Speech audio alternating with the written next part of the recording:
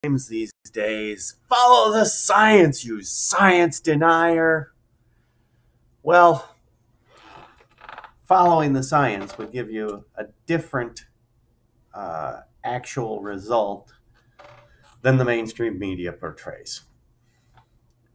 If you follow the science on masks, you find masks don't even protect you in surgery. The infection rate after surgery is higher if the surgeons wear masks. How's that for following the science? Following the science would tell you that nuclear energy is the safest power in the world. That actually our level of radiation in most places is slightly too low, and that with a little more radiation, we'd be healthier. It's called radiation hormesis. How's that for following the science? Following the science would have you questioning what's going on with vaccines, because the efficacy, they claim 94%. No, it's not. If you look at actual randomized controlled trials of vaccines in the wild, you find efficacies, if you stretch it, 50%.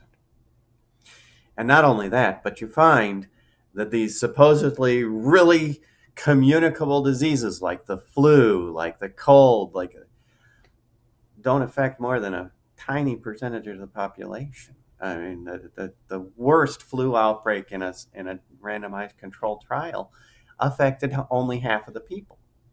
Something is going on to stop these epidemics that doesn't have to do with the virus being stopped by the vaccine, doesn't have to do with reaching the models levels that they say give them herd immunity.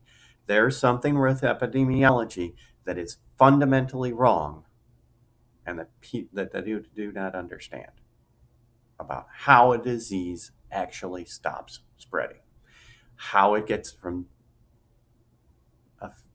to affect people. Now, following the science on,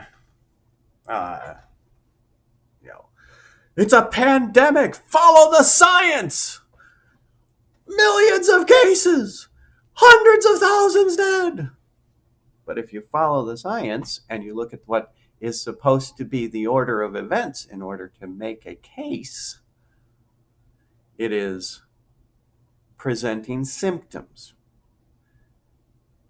being tested to show that it was caused by that particular virus. Well, what do we have instead? Testing for the virus first with no symptoms. And then we don't have, that's not a medical case. That's what following the science tells you. It tells you that they're full of bullshit. Follow the science. Well, there's no science on social distancing. There was science on masks, and the science time and time and time again showed that they have absolutely no effect on viral disease transmission. Absolutely no effect. Until it became politicized and people started publishing stuff to get into the politics and to get that juicy politic money. If you think that a scientist can't be bought, you have not met a PhD student.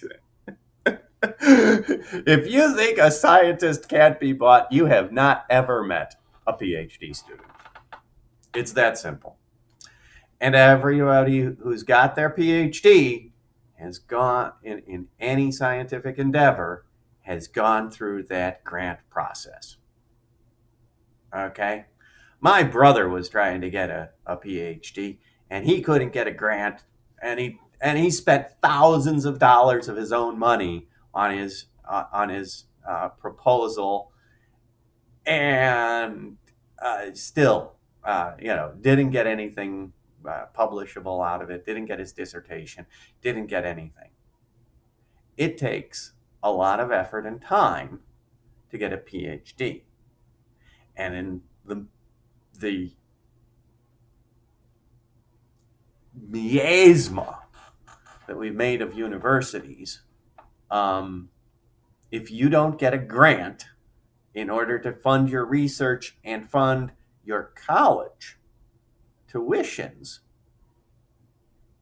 you're not doing it.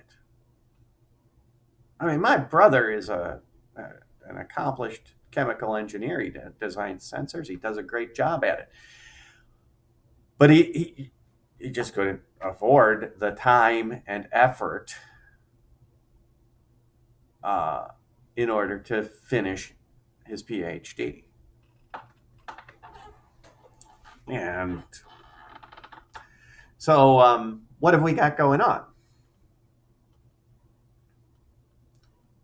Science is bought, science is paid for. Every single time you see a study pushed in the mainstream media, it's a study that was bought, paid for, and used and made in order to be propaganda. Another instance, this has been going on for 100 years. Okay? You've heard sodium causes heart disease. High cholesterol causes heart disease. You're going to die if you eat eggs. It's bullshit. You know what causes arterial plaque? Arterial damage. Your body's response to arterial damage is to plaque over the artery, let it heal, and then the plaque dissolves away.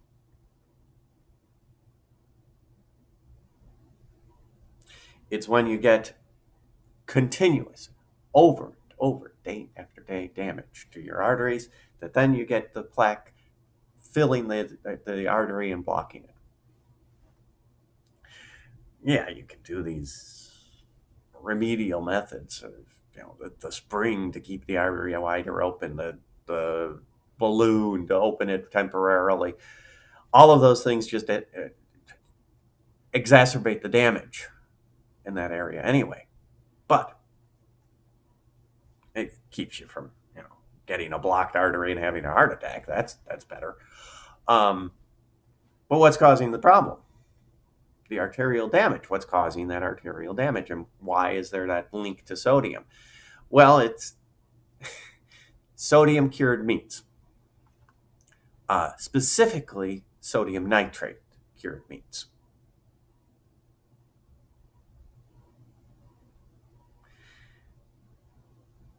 That sodium nitrate attacks the artery wall and tries to cure the artery wall,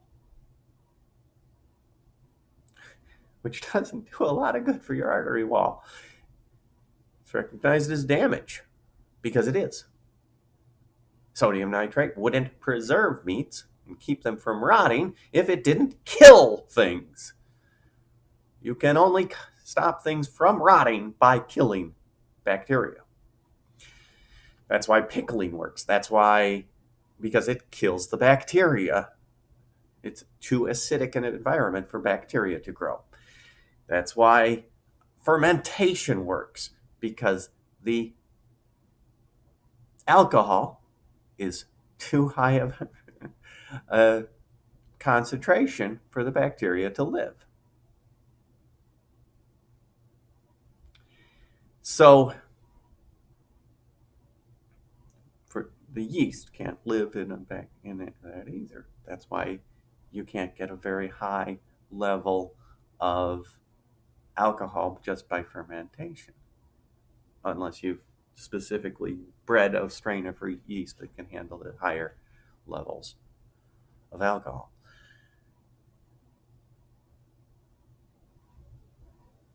If you follow the science, follow it. You heard about Flint, Michigan, right? Well, I followed the science there. You know what I found out? I found out that every single person who was complaining about their lead in their water, well, they went and they did a survey. They said, here, send in your samples. You know what they found? Everything was at the EPA limit or below. Not one house failed the EPA limits. And you know what the EPA limits on lead are? They are so low. They are 1/3 of what it actually takes to harm somebody with lead ingestion over time. They did the studies back in the 30s on what the correlation was between lowered IQ, which is the mildest of the lead symptoms of lead poisoning, and lead in the environment. And they found it was like 2 or 30 or 40 micrograms per liter or per kilogram of body mass, which is a small amount, I admit. But they found in Flint that even the 10 micrograms per liter, or per liter, um, was just not there. It just wasn't there. There wasn't a problem with lead in the water at Flint ever. If you followed the science.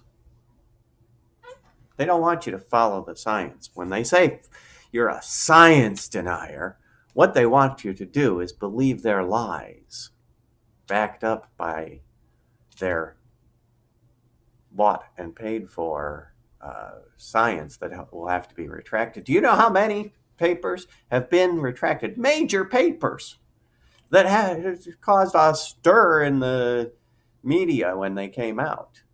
20 in 1 year. 20 papers. Go to retractionwatch.com and read on any particular subject what the retractions are in that. And you'll find that the ones that are getting retracted are the ones that are the most sensational.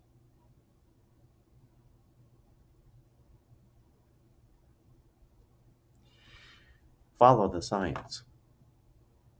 Peace and joy.